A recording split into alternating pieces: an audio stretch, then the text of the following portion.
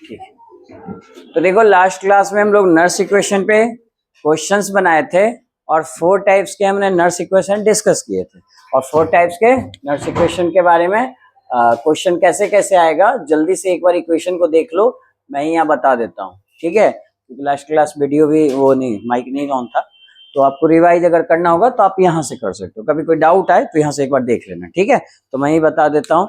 इसमें हमने पहला जो पढ़ा था फॉर्मूला वो पढ़ा था ई सेल, यानी ईएमएफ ऑफ सेल। अगर ईएमएफ ऑफ सेल हमें निकालना है तो इसका फॉर्मूला जो होता था E not cell minus 0.059 n log anode by cathode, anode by cathode, ये फॉर्मूला आता है आपका। अब सुनिए, आपको ना यहाँ पे ई नॉट ऑफ सेल आप निकालना जानते हो, कैसे निकालते हैं ई नॉट ऑफ सेल? हमेशा यही तरीका अपनाएंगे, कैथोड माइनस एनोड, और कैथोड भी हम डिसाइड कर सकते हैं जिसकी वैल्यू क्या होगी, बिगर होगी, तो bigger value minus smaller value, इसकी मदद से आप लोग ये निकाल सकते हो। ठीक है, तो यहाँ पे वैल्यू क्वेश्चन में गिवन रहेगा एनोड और कैथोड का। अच्छा, इससे आप ये भी पता कर सकते हो कौन एनोड पे जाएगा कौन कैथोड पे जाएगा। तो एनोड और कैथोड का ये कंसंट्रेशन क्वेश्चन में गिवन रहेगा, आप उसकी वैल्यू पुट कीजिए, ई नॉट ऑफ सेल ऐसे निकालिए। और एन के बारे में अगर बात करें तो एन क्या होता है, नंबर ऑफ इलेक्ट्रॉन एक्सचेंज। याद रखिएगा, इलेक्ट्रॉन का जो भी एक्सचेंज होगा कैथोड टू एनोड दोनों सेम होता है। अगर सेम नहीं है तो उसको क्या कीजिए, सेम कीजिए मल्टीप्लाई करके। तो कभी कभी आप देखिएगा कि हाइड्रोजन में ऐसे रहेगा 2H प्लस, तो जो यहाँ कैथोड पे वैल्यू दीजिएगा उस पर क्या लिख दीजिएगा, स्क्वायर। यही एक चीज है जो क्वेश्चन बनाते समय ध्यान रखिएगा, इसी में आपका आंसर चेंज हो सकता है, अदरवाइज कोई दिक्कत नहीं, सारी वैल्यू पुट कीजिए आंसर आ जाएगा। आ रहा है बात समझ में? जैसे मैं ये कर रहा हूँ, जिंक है और कॉपर है, और ये इधर से Zn+2 बन गया, ये कॉपर ये बन गया।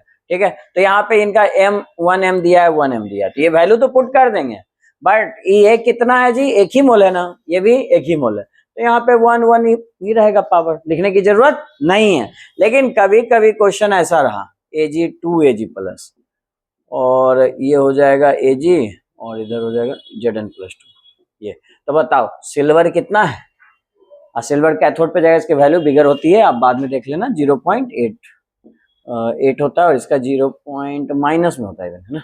तो खैर, तो ये वैल्यू यहाँ कैथोड का जब लिखोगे ना तो इस पे पावर क्या दोगे, 2, है ना, और इस पे 1 ही रहने देना। आ रहा समझ में? तो ये एक बात है जो कि आपको क्वेश्चन बनाते समय भी आया होगा, और इस तरह का अगर कभी दिक्कत होगा तो आप समझ लोगे, इसको पावर लिख दोगे। ठीक है, समझ में आता है बात? मान लो आयरन पे ऐसा रहा चेंज कि Iron+2 इधर है और इधर 3 है, और यहाँ पे आयरन 3+ में जा रहा है, इधर 2 है, तो यहाँ पे भी इलेक्ट्रॉन एक्सचेंज देखोगे। अब बताओ 3 लिखे कि 2 लिखे पावर में? इलेक्ट्रॉन एक्सचेंज को हम पहले बराबर करेंगे, बराबर करेंगे तो क्या आएगा, एलसीएम ले लेंगे तो 6 आ जाएगा, तो वो वही, लेकिन आप पावर वही लिखना जो यहाँ पे दिया हुआ। ठीक है, एक्वस कंडीशन का। तो इस तरह से आप लोग बना सकते हो, यही एक चीज नया आएगा। और नंबर ऑफ इलेक्ट्रॉन एक्सचेंज बता दिया हूं, हमेशा बराबर होगा दोनों इक्वेशन के लिए, दोनों के लिए आप निकाल लीजिए। पहला फॉर्मूला हमने ये पढ़ा। दूसरा हमने पढ़ा किसके टर्म में रिलेशन पढ़ा, ये याद करो, हमने ई नॉट ऑफ सेल के टर्म में रिलेशन किया था, किसके साथ, किसके साथ केसी। केसी है आपका इक्विलिब्रियम कांस्टेंट। अच्छा, इक्विलिब्रियम कांस्टेंट का वैल्यू आपको पता है, concentration of product by concentration of reactant. जब गैल्वेनिक सेल के लिए लिखोगे ना तो ऊपर में कौन आएगा, Zn+2, सॉलिड वाला तो इग्नोर करते हैं। ठीक है, और नीचे कौन आएगा, कॉपर 2। आप ध्यान से देखो, यही ना एनोड है जी, और ये क्या है तुम्हारा कैथोड। तो ये केसी की, इसके जगह हम केसी की वैल्यू लिख सकते हैं। और एक बात बताओ, एट इक्विलिब्रियम, जो नहीं कल आए थे वो सुन लीजिए, एट इक्विलिब्रियम, इक्विलिब्रियम पे क्या होता है, ई सेल की वैल्यू क्या होती है, 0 ना, तो करंट का फ्लो होता नहीं है, तो दोनों का पोटेंशियल सेम होता है, तो ई सेल की वैल्यू 0 है। अब ई सेल की यहाँ वैल्यू 0 पुट करो, ठीक, तो ई नॉट ऑफ सेल कितना के बराबर हो जाएगा बताइए। आप देखिए पूरा वैल्यू इधर आ जाएगा, पॉजिटिव नहीं हो जाएगा। अच्छा, ये इधर आ गया तो 0.059 डिवाइड बाई एन लॉग। अब बताओ इसके जगह हम क्या लिख सकते हैं, एनोड बाई कैथोड के कंसंट्रेशन को क्या बोलते हैं, केसी, तो ये भी आप लिख सकते हो। ये आपका सेकंड इक्वेशन आता है नर्स का। कोई दिक्कत? नर्स सेकंड इसमें ई नॉट ऑफ सेल निकालने आता है, जहां पे आपको केसी का वैल्यू दिया रहेगा। केसी का वैल्यू 10 रहेगा तो log 10 1 पुट कर देना, एन का वैल्यू तुमको पता है, इस तरह से निकाल सकते हो नॉट ऑफ सेल। बोलो कोई दिक्कत? तो जब केसी का वैल्यू रहेगा तब आप ये यूज कीजिएगा, ठीक है। कल कितने लोग एब्सेंट थे?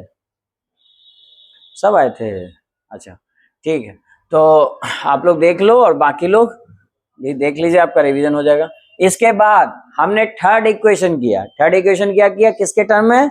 गिब्स एनर्जी के टर्म में। गिब्स एनर्जी को किससे रिलेट किया था बताइए, किसके साथ रिलेशन दिया? ई नॉट ऑफ सेल।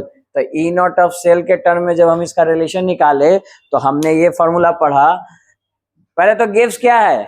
वो एनर्जी है maximum amount of energy to do useful work, जो जरूरी काम, इसेंशियल काम है ना, आवश्यक है जो हमारे लाइफ में, उसको करने में अगर हमने अपना एनर्जी लगाया है तो उसको क्या बोलेंगे कि एक हमारा गिब्स एनर्जी है, ठीक है। तो डेल जी की जो वैल्यू आएगी वो क्या आती है?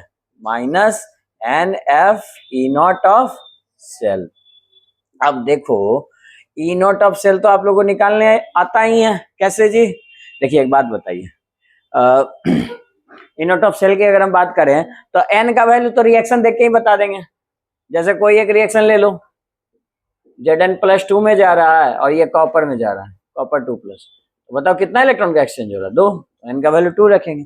अच्छा फैराडे का वैल्यू आपको पता होगा है ना, ये ने तो क्वेश्चन में भी दिया रहता है 9 इतना कूलम होता है, तो ये पुट कर देंगे। ई नॉट ऑफ सेल आपको पता ही है, कैथोड माइनस एनोड करके निकाल लीजिएगा, इससे ये क्वेश्चन बन जाएगा। बोलिए कोई दिक्कत नहीं ना? चलिए लास्ट एक और जाते जाते बताया था, अब किसके टर्म में रिलेशन बताया था? फोर्थ और लास्ट, हाँ ये डेल जी है ना, इसका रिलेशन हमने किया था केसी यानी कि किसके साथ? इक्विलिब्रियम कांस्टेंट के साथ। तो इसका जो वैल्यू आया था डेल जी इक्वल टू, यही क्वेश्चन लिख लीजिए चारों, यही इंपॉर्टेंट है, आर टी लॉग के सी, ठीक है। जहां पे बताइए टी क्या है? टेम्परेचर सबको पता है, के क्या है? इक्विलिब्रियम कांस्टेंट, और आर क्या होता है? गैस कांस्टेंट, ठीक है, गैस कांस्टेंट, ठीक है। तो इन सब की वैल्यू पुट कर देंगे, डेल जी मुझे मिल जाएगा। लेकिन ये फॉर्मूला कब यूज करेंगे? जब मुझे केसी दिया हो और कहे डेल जी निकालो, तब ये यूज करेंगे, इन दोनों में रिलेशन दे रहा है। और जब मुझे केसी दिया हुआ बोले ई नॉट ऑफ सेल निकालेंगे तो सेकंड इक्वेशन लगाओ, और जब मुझे ई नॉट ऑफ सेल पता है और मुझे बोले डेल जी निकालो तो ये फॉर्मूला लगाएंगे। तीनों फॉर्मूला समझ में आ रहा है? और ई सेल तो आपको समझ में आ ही रहा है कि इन जनरल बोलेगा किसी भी सेल का क्या निकालना है आपको, ईएमएफ। तो आप ये फर्स्ट फॉर्मूला यूज कीजिएगा, जहां पे एनोड और कैथोड का कंसंट्रेशन गिवन होगा, जो भी होगा 0.001 ऐसे करके आया था, बहुत सारा क्वेश्चन किया था हमने, इस तरह से हम करेंगे। तो ये चारों इक्वेशन आपके सामने है, इसमें कोई दिक्कत? ये तुम्हारा हो गया थर्ड इक्वेशन, इस पे भी क्वेश्चन आता है, ये फोर्थ वाले, इस पे भी क्वेश्चन कभी कभी आते हैं, ज्यादा जो आते हैं यहाँ से आता है, और ये तो कंफर्म है, इससे तो पूछता ही पूछता है, ठीक है। समझ में आता है बात? तो जल्दी से ये इक्वेशन लिख लो, जिसको भी जिन्होंने क्लास छोड़ा है बस चारों इक्वेशन लिख लीजिए, इस पे आते हैं न्यूमेरिकल्स, एक आध हम लोग करते हैं फिर आगे चलेंगे। हाँ देखो दूसरा क्या है ऑब्जेक्टिव, इसमें आपको क्या ऑब्जेक्टिव पूछेगा? देखिए आप जितनी बैटरी है वो खुद काम करती है, और जो काम खुद से हो, जो रिएक्शन खुद हो, उसे क्या बोलते हैं? Spontaneous reaction. मतलब आपको इस तरह के वर्ड मिलेंगे, सेल इज वर्किंग, मतलब सेल काम कर रहा है, यानी वो खुद से है, जिसको बोल सकते हो रिएक्शन इज फीजिबल। ये सब आपको देखने को मिलेगा क्वेश्चंस पेपर में, कल करवाया था लेकिन आज मैं डायरेक्ट लिखवा दे रहा हूँ, ठीक है। तो ये सब समझिए, सेल खुद से काम करेगा, रिएक्शन फीजिबल होगा, या फिर कह सकते हो रिएक्शन स्पॉन्टेनियस होगा, स्पॉन्टेनियस रिएक्शन। तो भाई ये किन किन कंडीशन में होता है? तो आइए बात करते हैं किन किन कंडीशन में होता है। पहला तो ये हमने आपको बता रखा है जी कि सेल, जितना भी सेल का आपने वोल्टेज निकाला था वो हमेशा पॉजिटिव आ रहा था, यानी कि ये बहुत इंपॉर्टेंट है, इसको आप वीवीआई कर लो, इससे ऑब्जेक्टिव कंफर्म आता है, बहुत बार क्वेश्चन आ चुका है, ठीक। तो ई सेल पॉजिटिव होगा, दूसरे शब्दों में कहें तो ई सेल का वैल्यू क्या होना चाहिए? इस तरह से भी दिया रहेगा, ग्रेटर देन 0, एक ही बात है ना, ठीक। दूसरी बात, अब बताओ डेल जी की वैल्यू क्या होनी चाहिए? तो आप एक बात बताओ, ई सेल अगर पॉजिटिव आएगा, इस फॉर्मूला पुट कीजिए ना, पॉजिटिव आएगा, ये वैल्यू तो पॉजिटिव है, एन भी पॉजिटिव, 2 3 4 जो भी हो, तो बताओ ये सब पॉजिटिव, अब प्लस और माइनस क्या हो जाएगा, माइनस, यानी डेल जी की वैल्यू क्या हो जाएगी, माइनस। तो डेल जी की वैल्यू हमेशा निगेटिव होनी चाहिए, यानी डेल जी क्या होना चाहिए जी, दूसरे शब्दों में कहे तो डेल जी लेस देन 0। क्या ई नोट, हाँ ई नोट लगा लो, स्टैंडर्ड की ही बात करते हैं, ठीक है। चलो, तो ये दूसरा बात समझ में आ गया, किसी को दिक्कत इसमें नहीं ना। अच्छा, तीसरा ज्यादा इंपॉर्टेंट है, इसमें थोड़ा सा सोचना पड़ेगा। एक बात बताओ, log 1 की वैल्यू क्या होती है, और log 1 से अगर बड़ा है तो उसकी वैल्यू क्या होगी, पॉजिटिव या नेगेटिव। आप एक एग्जांपल लेके सोच लो, जैसे मैं बोलूं log 10, आपको पता ही है 1, इसका मतलब समझ में आया कि log की वैल्यू 1 से बड़ी होगी तो वो पॉजिटिव होगी। तो अगर इसका मैं उल्टा पूछूं, log की वैल्यू 1 से कम होगी तो निगेटिव। जैसे आप चेक कर लेना कैलकुलेटर की मदद से, 0.5 रहा तो log की वैल्यू नेगेटिव आएगी, एक से छोटी वैल्यू है। तो अगर ये बात समझ में आता है तो आपसे पूछेगा कि देखो जी केसी का वैल्यू यहाँ दिख रहा है, केसी log के टर्म में, तो केसी की वैल्यू हम क्या रखें कि डेल जी निगेटिव आए। डेल जी निगेटिव आने के लिए बताइए केसी क्या होना चाहिए, ये log केसी क्या होना चाहिए, पॉजिटिव। ये पॉजिटिव, ये पॉजिटिव, ये आर भी पॉजिटिव, और ये वैल्यू तो न्यूमेरिकल पॉजिटिव। अगर सारी वैल्यू पॉजिटिव होगी तो पॉजिटिव और नेगेटिव मल्टीप्लाई होगी तो क्या आएगी, निगेटिव। डेल जी की वैल्यू क्या आ जाएगी, निगेटिव। तो रिएक्शन कैसा हो जाएगा, स्पॉन्टेनियस।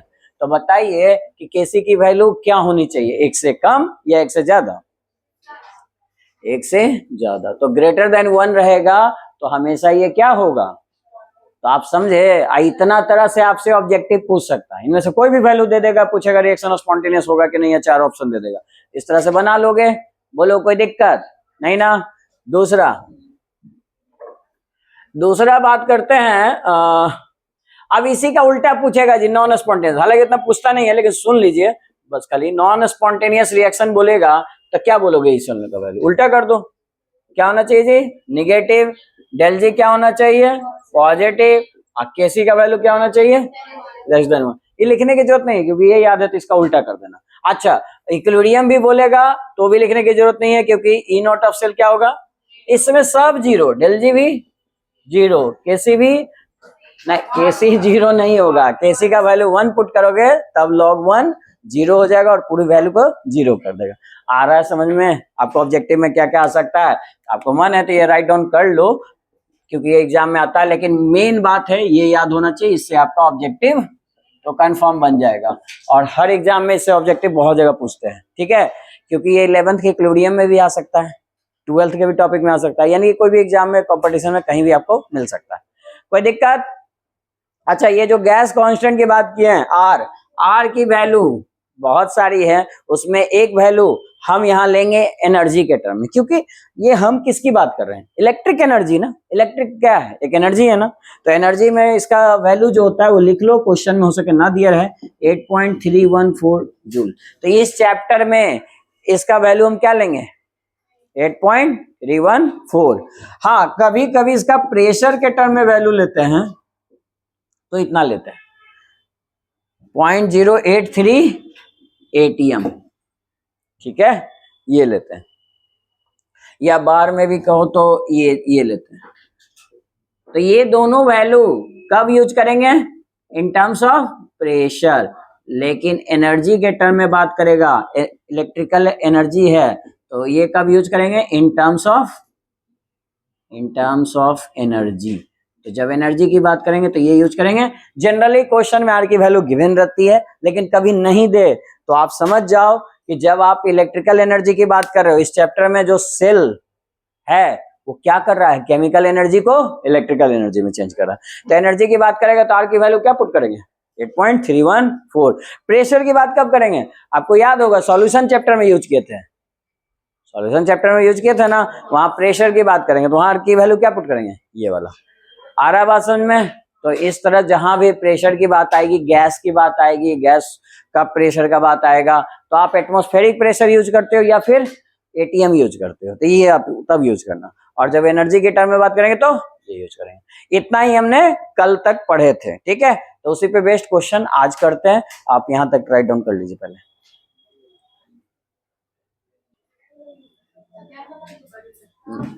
सेकंड वाला, हाँ, इन आउट ऑफ सेल करके भी निकाल सकते हो, क्योंकि ये दे दिया है ना, ये नहीं देता तब छोड़ देते इसको। ठीक है, आप दोनों तरीके से यूज कर सकते हो। मान लो अगर ये वैल्यू नहीं दिया होता, जैसे अभी तो दे दिया, मान लो ये नहीं दिया होता, ठीक है, तो आप कौन सा फॉर्मूला यूज करते हैं? फोर्थ वन क्या कह रहा है? Minus R T log K सी।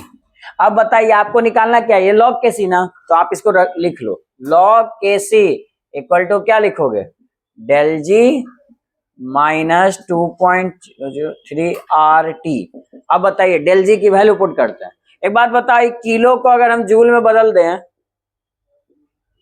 तो 1000 से गुना हो जाएगा, डेसिमल बाहर हो जाएगा। चलिए उसको निकाल दिया, माइनस 21230 डिवाइडेड बाई, नीचे क्या आएगा? यहां भी माइनस है जी, दोनों जगह माइनस है, इनटू आर की वैल्यू कितनी? 8.31। अच्छा ये टेम्परेचर कितना? 290। देखो टेम्परेचर भी दे रखा नहीं, इन सबको कैलकुलेट कर सकते हो ना, और सबको कैलकुलेट करोगे तो ये लॉग को इधर भेजो तो क्या आ जाएगा? Anti log 37.2। तो आप ऐसे बना सकते हो कुछ। बोलो बात समझ में आती है? या फिर आप दूसरे मेथड से भी बना सकते हो, जब आपको एनोड और कैथोड का वैल्यू दिया हुआ है, जैसे इस क्वेश्चन में दिया हुआ था एनोड कैथोड का, ठीक है, तो एनोड और कैथोड का सुनिए सेकंड मेथड कैसे बनाइएगा, वो भी सिंपल सा है। अगर एनोड और कैथोड का वैल्यू दिया हुआ है तो आप ई नॉट ऑफ सेल की वैल्यू निकाल सकते हैं, कैथोड माइनस एनोड। बताइए कैथोड पे कौन जाएगा, कौन सी वैल्यू जाएगी? अभी बताए थे कैथोड पे कौन सी वैल्यू जाती है? बिगर वैल्यू। बिगर वैल्यू कितनी? इतनी। और स्मॉलर वैल्यू कौन होगा?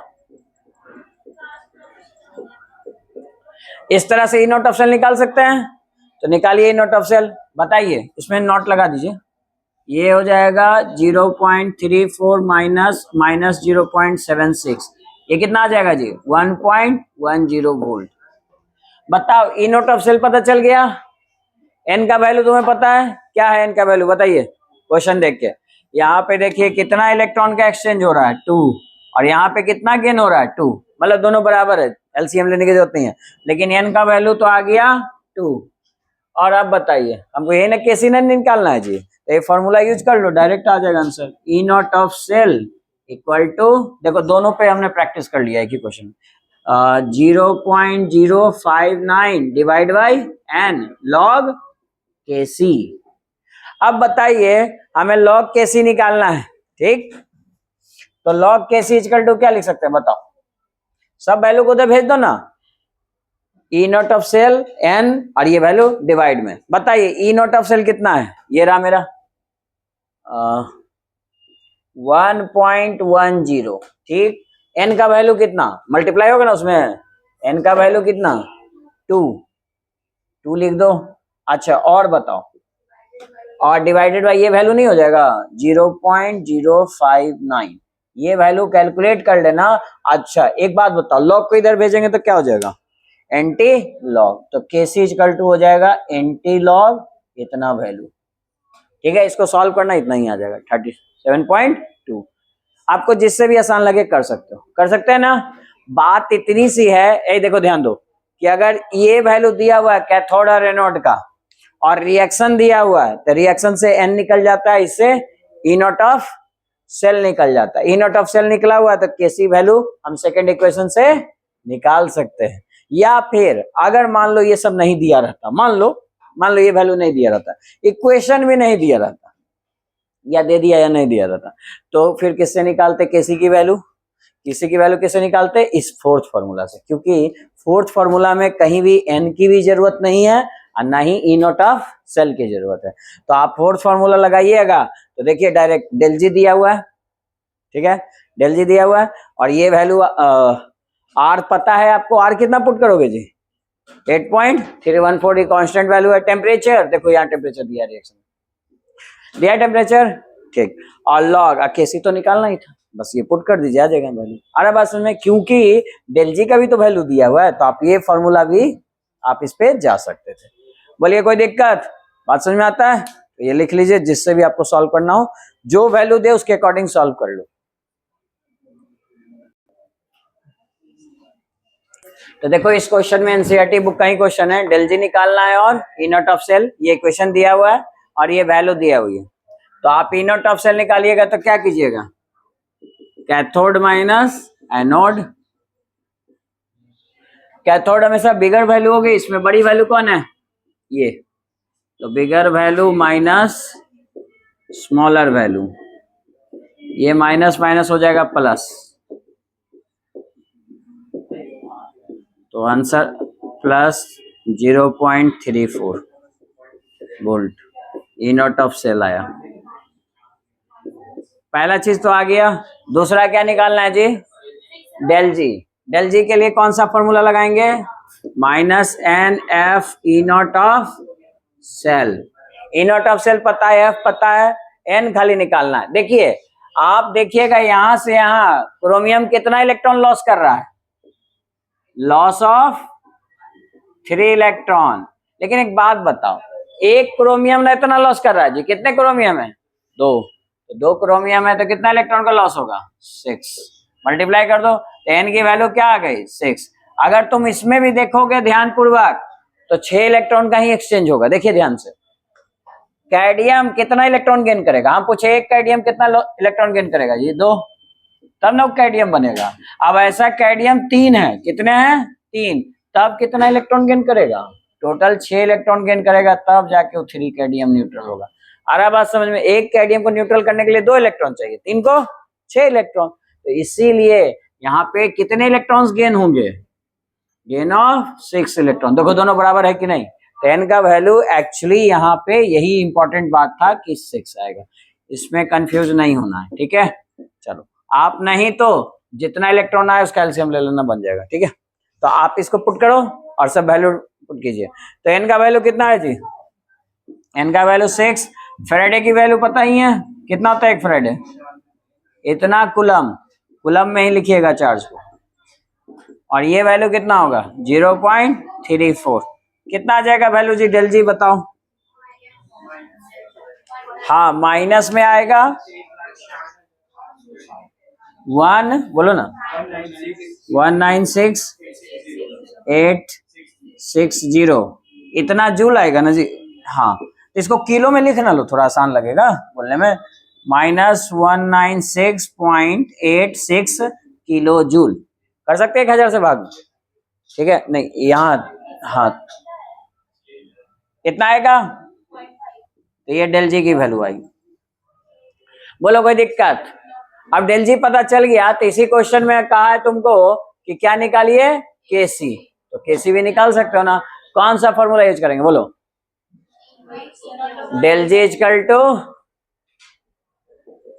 अच्छा ई नॉट सेल वाला, हाँ वो भी आसान पड़ेगा आपको, E not cell equal to 0.59 n log, ठीक है। अब बताइए हमें निकालना क्या है, केसी, तो हम लिख देंगे, पूरे को उधर भेजो, E not of cell multiply n divide by this value, इसे पुट कर लेंगे लास्ट में, और लॉग को उधर भेजा तो एंटी लॉग, तो चलिए एंटी लॉग कर लेंगे, और ये वैल्यू आ जाएगी कितनी, 0.34 into 6 divided by this value. इसको डिवाइड किया तो कितना आया, एंटी लॉग 34.5, ये सब का आया जी। चलो ये केसी का वैल्यू आ गया। बोलो कोई दिक्कत, समझ में आ गया ना। तो आप कोई भी आपसे बन जाएगा ना नर्स क्वेश्चन, जस्ट कैलकुलेशन है जी, बस खाली थोड़ा सा आपको जो मिस्टेक्स हो सकते हैं वो एन का वैल्यू निकालने में हो सकता है, ई नॉट ऑफ सेल तो निकल ही जाएगा, है ना। तो इस तरह से आप सारे इक्वेशन बना सकते हैं। ऑब्जेक्टिव क्वेश्चन के लिए बता ही दिया हूँ कि आपको E not of cell positive रहना चाहिए, डेल जी का वैल्यू नेगेटिव, तो ये काम करेगा, और केसी की वैल्यू क्या रहनी चाहिए, ग्रेटर देन 1, तब जाके सेल वर्क करेगा और रिएक्शन स्पॉन्टेनियस होगा। बोलो यहाँ तक कोई दिक्कत। अच्छा यहाँ तक जो भी आप पढ़े वो क्या पढ़े, आप सेल से क्या फ्लो करवा रहे हो, करंट, और करंट किस में फ्लो करता है, कंडक्टर में। तो नेक्स्ट टर्म क्या आएगा, इलेक्ट्रिक कंडक्टिविटी। हम किसके बारे में पढ़ेंगे, इलेक्ट्रिक कंडक्टिविटी में, या कह सकते हो पैरामीटर्स ऑफ इलेक्ट्रिक कंडक्टिविटी। और पैरामीटर्स बहुत सारे होते हैं जिसके बारे में हम 1 by 1 डिस्कस करेंगे, आप करंट में पढ़ते भी हो, जैसे रेसिस्टेंस, कंडक्टिविटी, है ना, स्पेसिफिक कंडक्टिविटी। और चूंकि हम सॉल्यूशन में पढ़ेंगे तो मोलर कंडक्टिविटी की भी बात करेंगे। आया बात समझ में? रेसिस्टेंस, कंडक्टिविटी, मोलर कंडक्टिविटी, ये सब टर्म्स पढ़ेंगे जिसको कि कैलकुलेट करने आपको एग्जाम्स में आएंगे। ठीक है, तो नेक्स्ट टॉपिक कैसे आया, समझ में आया? पैरामीटर्स ऑफ इलेक्ट्रिक कंडक्टिविटी, है ना, इलेक्ट्रिकल कंडक्टिविटी। तो समझ में आ गया। अगला टॉपिक, जहां पे इलेक्ट्रिसिटी पास कर रही है तो आप क्या क्या निकाल सकते हो? रेसिस्टेंस, स्पेसिफिक रेसिस्टिविटी, है ना, length, cross sectional area of wire, ये सब क्वेश्चन पूछ सकता है। साथ साथ कंडक्टिविटी पूछ सकता है, और एक आध दो टर्म और आते हैं जिसको आप मोलर कंडक्टिविटी भी कहते हो। ठीक है, तो एक एक करके हम लोग सब डिस्कस करते हैं। तो हेडिंग दीजिए, पैरामीटर्स ऑफ इलेक्ट्रिकल कंडक्टिविटी। हाँ, पैरामीटर्स मतलब मेजरेबल प्रॉपर्टी, किसको मेजर करने वाली? इलेक्ट्रिसिटी को। ठीक है, तो आप जान ही रहो इस टर्म में हम रेसिस्टेंस, कंडक्टेंस, इन सब के बारे में बात करेंगे। लेकिन उसके पहले आखिर इलेक्ट्रिसिटी पास किस में होती है? किसमें पास होती है जी? कंडक्टर में। कंडक्टर कितने टाइप्स के होते हैं लिखिए? दो टाइप के होते हैं। कौन कौन? मेटालिक कंडक्टर और इलेक्ट्रोलाइटिक कंडक्टर। लिख लीजिए, मेटालिक और दूसरा हो गया इलेक्ट्रोलाइटिक।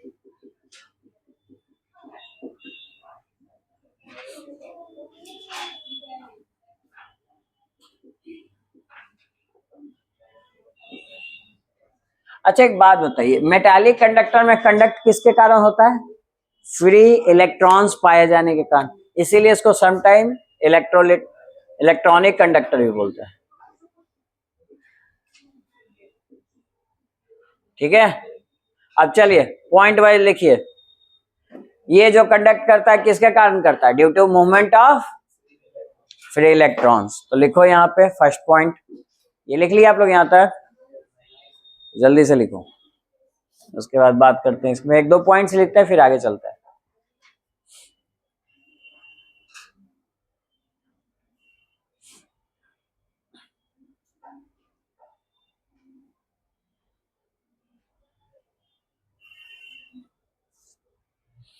लिखिए, इट कंडक्ट इलेक्ट्रिसिटी, इसमें लिखो it conduct electricity due to movement of electron. It conduct electricity due to movement of electron. आई इसमें क्या लिखोगे? ये तो मूवमेंट ऑफ इलेक्ट्रॉन के कारण होता है जी। किसके मूवमेंट के कारण? इलेक्ट्रॉन के, इसीलिए इलेक्ट्रॉनिक कंडक्टर भी कहता है। मूवमेंट ऑफ इलेक्ट्रॉन कौन सा? फ्री इलेक्ट्रॉन भी कहते हैं। और इसमें कंडक्ट किसके कारण होता है? आयंस के कारण। तो लिख लो, it conduct electricity, first point, it conduct electricity due to movement of free ions. Movement of free ions, ions मिला देंगे। ठीक है, दूसरा पॉइंट, क्या इसमें कोई केमिकल रिएक्शन होता है? आपको लगता है वायर में इलेक्ट्रिसिटी पास हो रहा है तो कोई केमिकल रिएक्शन हो रहा है? नहीं, कोई भी केमिकल रिएक्शन नहीं होता। और इसमें केमिकल रिएक्शन होता है, जो बैटरी है उसके अंदर कुछ केमिकल्स होते हैं, वो रिएक्शन करते हैं और वो एनर्जी प्रोड्यूस करते हैं। इसी कारण से तो थोड़े समय रिएक्शन होते होते उनका केमिकल्स खत्म हो जाता है। इस कारण से सेल काम करना बंद कर देता है, क्योंकि उसमें से क्या होता है, जब रिएक्शंस हो रहे हैं तो उसका एनोड पूरा डिस्ट्रॉय हो जाता है। एनोड ही ना लॉस करता है इलेक्ट्रॉन। तो देखना जिंक घिस जाता है। कभी कभी आपने बैटरी का वो ड्राई सेल होता है उसका अगर ओपन सर्जरी किया होगा तो अंदर एक रॉड मिलता है, वो देखना रॉड घिस जाता है। कितने लोगों ने ये अनुभव किया होगा? या फिर ये अनुभव किए होंगे कि बैटरी से अब तो बहुत अच्छी कोटिंग आती है कवर किया हुआ, ताकि बाहर नहीं निकल पाते, लेकिन पहले कागज वाला रहता था। नहीं, बैटरी देखे हो, मतलब कवर रहता था, वो सिंपल सा प्लास्टिक का इतना नहीं रहता था, तो उससे जो मटेरियल्स है वो खत्म होने पे बाहर भी आ जाते थे, पिघल के मेल्ट होके वो बाहर भी आ जाते थे। तो पहले वाले बैटरी देखो ना, व्हाइट कलर का, वो देखे अपने जीवन काल में।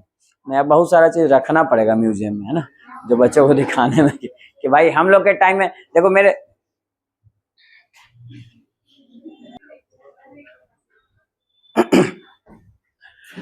सेकंड पॉइंट लिखिए,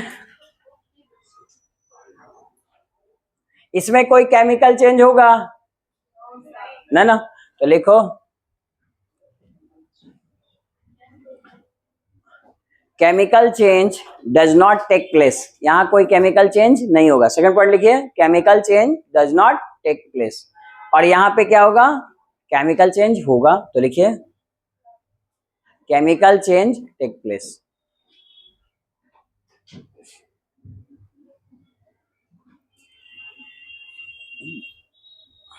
यहां पे केमिकल चेंज होता है, यहां पे कोई केमिकल चेंज नहीं होता। अच्छा देखिए, ये तो छोड़ो, ये सब तो बेसिक बातें हैं। एक बात और करते हैं, जिस सब्सटेंस को मिलाकर किसी भी लिक्विड को, प्योर लिक्विड को, प्योर वाटर को इलेक्ट्रिक कंडक्टिविटी बनाते हैं, उस सब्सटेंस को क्या कहते हैं, बोलो, electrolyte.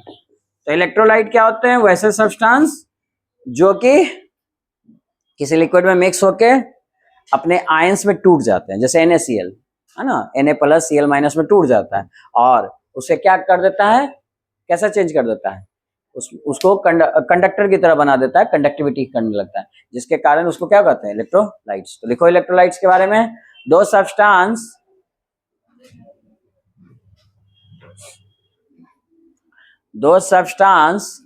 which break into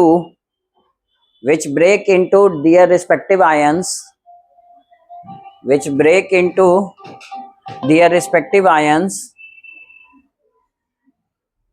and conduct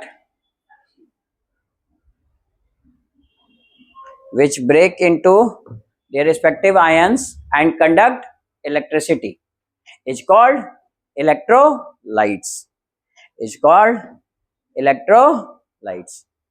देखो electrolytes are two types. Electrolyte कौन कौन टाइप्स के होंगे जी, दो टाइप के, स्ट्रॉन्ग इलेक्ट्रोलाइट और वीक इलेक्ट्रोलाइट। देखो first strong electrolyte, second weak electrolyte.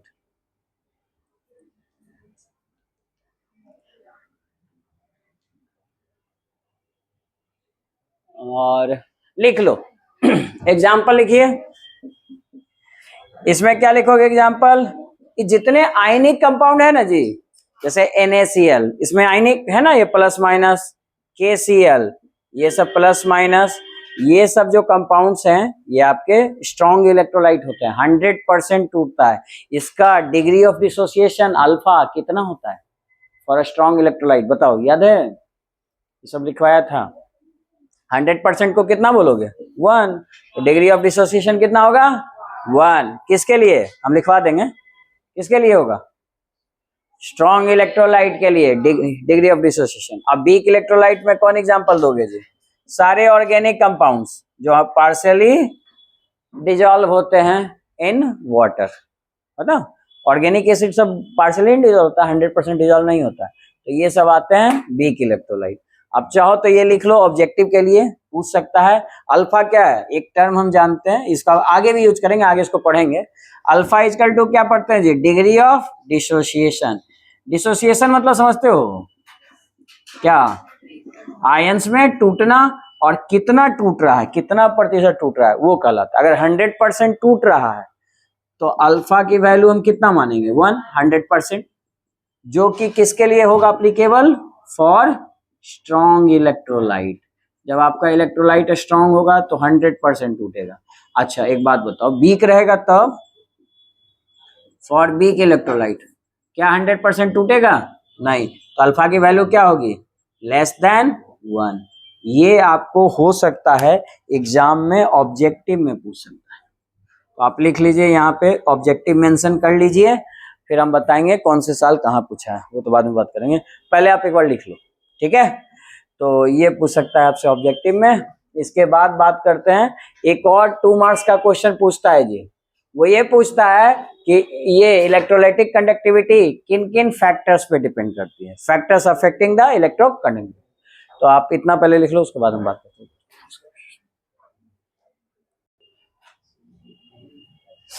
First factor लिखिए,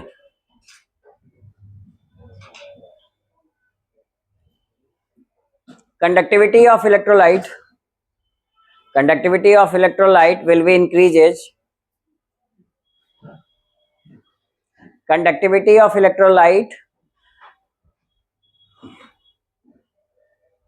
will be increases with increase in temperature, with increase in temperature. Temperature के बढ़ने से कंडक्टिविटी क्या होगी इलेक्ट्रोलाइट की, बढ़ेगी. क्यों, उसको नीचे लिख लो समझने के लिए. जैसे जैसे आप टेम्परेचर बढ़ा रहे हो, नंबर ऑफ फ्री आयंस क्या होंगे, फ्री आयंस बढ़ जाएंगे, और फ्री आयंस बढ़ेंगे तो कंडक्टिविटी क्या हो जाएगी, इंक्रीज हो जाएगी. अगर वाटर में हम सॉल्ट मिला रहे हैं और साथ साथ ये पानी को गर्म कर रहे हैं, तो गर्म पानी में ज्यादा सॉल्युबिलिटी होती है. सॉल्यूट की आपने किसमें पढ़ा है, सॉल्यूशन में भी पढ़ा था. ठीक है, गर्म पानी में ज्यादा आयंस ब्रेक होंगे, है ना, 100% जल्दी ब्रेक्स हो जाएंगे. इनको एनर्जी देंगे तो इनके बॉन्ड्स टूटते चले जाएंगे, और हम एनर्जी देके इसको आसानी से ब्रेक कर सकते हैं. तो पहला फैक्टर हो गया टेम्परेचर. दूसरा देखो नेचर, नेचर ऑफ किसका जी, इलेक्ट्रोलाइट, नेचर ऑफ इलेक्ट्रोलाइट. अच्छा एक बात बताओ, जो इलेक्ट्रोलाइट कैसा नेचर का होगा, वाटर के नेचर का, वाटर कैसा होता है, पोलर, तो ये भी पोलर होगा, तो जल्दी सॉल्युबल नहीं होगा. ठीक है, और ये जो ऑर्गेनिक कंपाउंड जैसे जैसे आएंगे, तो ये कार्बन के कंपाउंड नॉन पोलर बिहेवियर के होते हैं, इसीलिए सॉल्युबिलिटी घट जाती है. ये हाइड्रोजन अपना सॉल्युबिलिटी तो रखेगा, लेकिन ये तो नहीं ना है सॉल्युबल, इसीलिए पार्शियली सॉल्युबल होता है, 100% सॉल्युबल नहीं होता है. यानी कि सॉल्यूट, यानी कि इलेक्ट्रोलाइट का नेचर कैसा होना चाहिए, पोलर, यानी कि चार्ज पार्टिकल्स की तरह होना चाहिए. क्योंकि वाटर कैसा नेचर का होता है, वाटर कैसा होता है जी, पोलर. पोलरिटी आती है वाटर में, वाटर में चार्ज आता है ना, कैसे पता, दिखाओ चार्ज. अच्छा वाटर का स्ट्रक्चर कैसे बनता है बताओ, मैं बता देता हूँ, बोलो स्ट्रक्चर याद है वाटर का, बोलो. मतलब उस स्ट्रक्चर का नाम क्या है, मुड़ा हुआ है ना, इसको क्या कहते हैं, बैंड शेप या एंगुलर शेप बोलते थे. खैर यहाँ इसके स्ट्रक्चर से कोई खास फर्क नहीं पड़ता है, आपको इससे फर्क पड़ेगा. किससे, इलेक्ट्रोनिगेटिविटी. इलेक्ट्रोनिगेटिविटी जानते हो क्या होता है, हाँ सब में बोलता है, जवाब भी तो दो. हाँ कल कहते हो, बोलो. अच्छा नाम में ही आंसर छुपा हुआ है जी, देखो क्या बोला मैंने, इलेक्ट्रोनिगेटिविटी.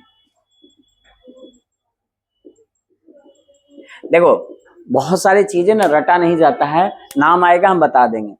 क्या नाम देखा जी, इलेक्ट्रॉन. इलेक्ट्रॉन को जो अपनी ओर खींचे उस पर चार्ज क्या आने वाला है, निगेटिव. इलेक्ट्रॉन को अपनी ओर कौन खींचता है, मेटल की नॉन मेटल, नॉन मेटल. यानी सारे नॉन मेटल्स जो होते हैं वो इलेक्ट्रोनिगेटिव प्रॉपर्टी के होते हैं. ठीक है, इलेक्ट्रॉन को अपनी ओर खींचते हैं, उसके कारण उस पर क्या चार्ज आता है, नेगेटिव. अब एक बात बताइए, इलेक्ट्रॉन के खींचने के कारण नेगेटिव चार्ज आया, यानी ये सब कौन होंगे, इलेक्ट्रॉनिटी किसकी ज्यादा होगी, नॉन मेटल्स की. जो जितना नॉन मेटालिक उतना इलेक्ट्रॉन ज्यादा. सबसे ज्यादा आपको पता है ना फ्लोरीन का होता है, उसके बाद ऑक्सीजन, उसके बाद नाइट्रोजन. खैर तो बताओ नाइट्रोजन और हाइड्रोजन में किसकी इलेक्ट्रॉनिटी ज्यादा, इतना तो कंफर्म है, ऑक्सीजन की ज्यादा. अब बताओ यहाँ पे इलेक्ट्रॉन पेयर होता है ना, एगो इसका एक इसका, तो बताइए कौन खींचेगा, ऑक्सीजन खींचेगा. क्यों, क्योंकि इसकी इलेक्ट्रॉनिटी ज्यादा है. इलेक्ट्रॉनिटी का मतलब है होता है tendency to attract share pair of electron. Electron खींचने की टेंडेंसी ठीक है, हम सिंपल भाषा में बोले, लेकिन यहाँ पे किसको इलेक्ट्रॉन को खींच रहा है, शेयरिंग वाला ना, तो share pair of electron toward itself, अपनी ओर खींचना. अगर अपनी ओर खींचा तो इलेक्ट्रॉन का चार्ज क्या, नेगेटिव, तो इस पर स्लाइटली क्या आ जाएगा, नेगेटिव. पूरा नहीं खींचा, ऐसा नहीं कि ट्रांसफर हो गया, ये बस अपनी तरफ ज्यादा खींच के रखा है. और यहाँ पे कौन आएगा, स्लाइटली पॉजिटिव. फिर इधर वाला भी तो खींचेगा, तो इस पर भी स्लाइटली नेगेटिव, इधर पॉजिटिव. अब बताओ ये चार्ज जनरेट हुआ किसमें, ये वाटर का फॉर्मूला था, तो वाटर में चार्ज जनरेट हुआ, तो ये कंपाउंड कैसा होगा, पोलर होगा. तो इसमें सॉल्युबिलिटी किसकी ज्यादा होगी, जो कंपाउंड पोलर होगा. अब बताइए NaCl में पोलैरिटी है, पोलर कंपाउंड है, तो पोलर इलेक्ट्रोलाइट इसमें ज्यादा सॉल्युबल होगा. यानी कि जो जो पोलैरिटी नेचर जितना ज्यादा शो करेंगे उतना ज्यादा सॉल्युबल होंगे, उतने ज्यादा फ्री आयंस देंगे, और उसी के कारण उसकी कंडक्टिविटी बढ़ जाएगी, क्योंकि दोनों का नेचर कैसा हो गया, सेम. सेम नेचर वाले का क्या होता है, सॉल्युबिलिटी ज्यादा होती है. सेम नेचर वाले में ज्यादा कंप्लेमेंट्री होगी, दोनों एक दूसरे को मतलब समझ सकते हैं. तो यहाँ पे दोनों का नेचर सेम है, तो दोनों एक दूसरे में आसानी से सॉल्युबल यानी हो सकते हैं. आ रहा बात समझ में. तो चलिए इस बात को लिख लीजिए 2 लाइन में। नेचर ऑफ सॉल्यूट,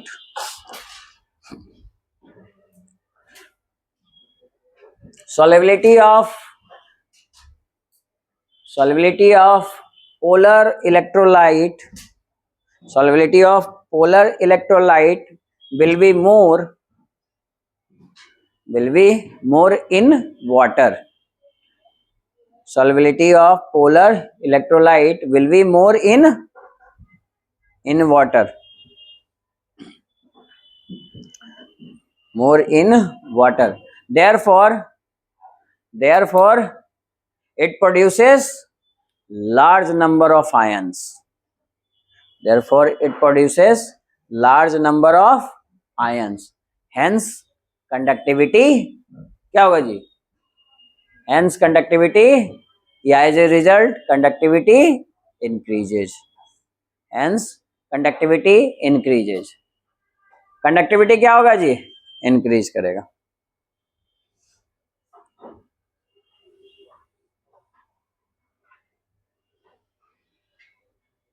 एक चीज और होता है, वैसे तो 2 नंबर के लिए 2 मार्क्स का पॉइंट काफी है, बट एक रीजन और बता सकते हो, विस्कस सुने हो, फिजिक्स में सुने होगे। हाँ, कोई चीज थिकनेस, जिसकी थिकनेस ज्यादा हो वो विस्कस कहलाता है। जैसे गाढ़ापन ज्यादा हो, जैसे कि आपके पास वाटर है, हनी है, ठीक, तो वाटर का थिकनेस बहुत कम होता है, हनी का बहुत ज्यादा होता है। तो बताओ अगर फ्री आयंस हैं और वो मूवमेंट करना चाह रहे हैं, बताओ किसके फ्री मूवमेंट के कारण होता है? फ्री आयंस के। अब बताओ फ्री आयंस किसमें आसानी से मूवमेंट कर पाएंगे, वाटर में या हनी में? वाटर में, क्योंकि उसमें विस्कस कम है, आसानी से पास कर जाएंगे। यानी इसको दूसरे शब्दों में कह सकते हो लेस विस्कस। जिसका विस्कसिटी कम होगा उसमें कंडक्टिविटी ज्यादा होगी, और जिसका विस्कोसिटी ज्यादा होगा उसकी कंडक्टिविटी कम होगी। यानी ये कौन से फैक्टर पर डिपेंड करता है? विस्कोसिटी पर। आ रहा है समझ में? ठीक है, तो इतना बात समझ गया ना? लिख लो 3rd पॉइंट विस्कोसिटी वाला है।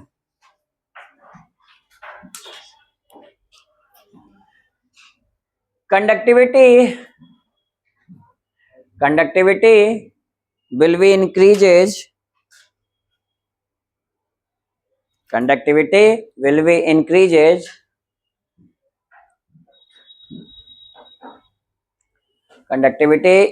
increases in less viscous liquid.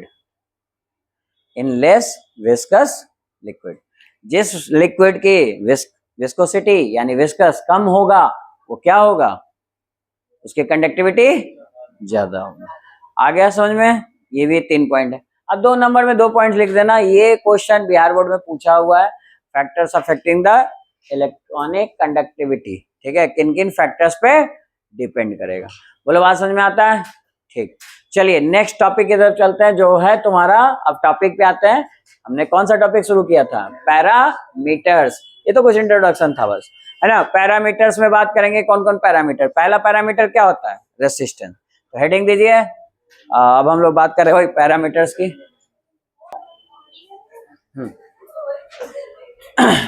ठीक है, अब देखिए आज हमने क्या क्या पढ़ा। हमने 4 इक्वेशन पढ़े, किसके? नर्स के। तो आपको चारों याद रखना चाहिए। जल्दी से बोलिए। ई सेल इक्वल टू, आप ही लोग बोलिए, E not cell minus 59/n log, ठीक, एनोड बाय कैथोड। सेकेंड, भाई एक फॉर्मूला बताया इतना खुश है, चारों बताएगा पागल हो जाएगा, है ना। देखो दूसरा बताओ। हाँ, सेकेंड क्या था? E not of cell. पहले याद करो किसके किसके बीच में रिलेशन होगा? ई नॉट ऑफ सेल एंड केसी। केसी कौन? बोलिए। E not cell equal to, सब कॉपी देख के नहीं ना बोल रहा है, लॉग केसी। थर्ड आते हैं, थर्ड किसके टर्म में रिलेशन था? डेल जी और ई नॉट सेल। हाँ बोलिए, del G equal to simple सा था ई नॉट सेल, और लास्ट था डेल जी और केसी के टर्म में। बोलिए, del G equal to minus R T log KC. ठीक है, आर की वैल्यू यहाँ क्या लोगे? जूल। ठीक है, अब मेन बात, ऑब्जेक्टिव में जो आएगा spontaneous reaction, E not cell की वैल्यू क्या होगी? पॉजिटिव, यानी कि greater than zero. Del G की वैल्यू क्या होगी? यानी कि लेस देन जीरो। और लास्ट केसी की वैल्यू क्या होगी? ग्रेटर देन 1, तब वो पॉजिटिव आता है। ठीक है, उसके बाद आज हमने क्या पढ़ा, उसके बाद अगला टॉपिक, इस पे कुछ न्यूमेरिकल्स किए थे वो तो आप जानते ही हो। और उसके बाद हमने पढ़े इलेक्ट्रिकल पैरामीटर्स। इलेक्ट्रिकल पैरामीटर्स में हमने क्या क्या पढ़ा? आज केवल इंट्रोडक्शन किया है। तो दो तरह के कंडक्टर, मेटालिक और केमिकल रिएक्शन किसमें होता है? हाँ, केमिकल रिएक्शन। टेम्परेचर के बढ़ने के साथ कौन बढ़ेगा? कंडक्टिविटी बढ़ेगी, इलेक्ट्रोकंडक्टिविटी। ये एक टेम्परेचर पे डिपेंड करेगा और दूसरा नेचर ऑफ सॉल्यूट पे डिपेंड करेगा। नेक्स्ट क्लास में हम लोग क्या पढ़ेंगे? पैरामीटर्स। किन किन पैरामीटर्स पे? तो ओम्स लॉ आता है यहाँ पे, जिसमें कि रेसिस्टेंस आती है ना, कंडक्टेंस आता है। तो ये हम लोग नेक्स्ट क्लास में करेंगे। ठीक है।